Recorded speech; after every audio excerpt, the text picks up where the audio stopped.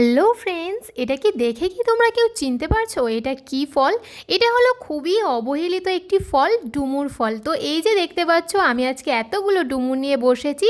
আর আমাদের শরীরকে কিন্তু ভালো রাখতে এই ডুমুর ফলের উপকারিতাও অনেক, এর গুণাগুণ অসীম। তো আজকে আমি এই ডুমুর ফল রান্না করবো। আর ডুমুর ফলটাকে কাটার জন্য আমি হাতে তেল মেখে নিয়েছি, কারণ ডুমুর ফল ছাড়ানোর সময় ওর গায়ে থেকে একটা আঠা বেরোয়, তো সেই আঠাটা হাতটা কালো হয়ে যায়। তো সেই জন্য আর কি হাতে তেল মেখে নিলে আর সেটা আর হয় না। তবুও আমার হাতে একটু আঠা লেগে, দেখতে পাচ্ছ হাতটা লাল হয়ে আছে। তো সবগুলো ডুমুর আমি ছাড়িয়ে নিয়েছি, আর এবার এগুলোর দানা ফেলবো। আর এই যে দুটো দেখানোর কারণ হলো, সাদা দানা যেটা আছে এটা হলো কচি আছে, কচি ডুমুর। আর একটু লাল লাল দানা যে ডুমুরগুলো, সেগুলো একটু পেকে গিয়েছে।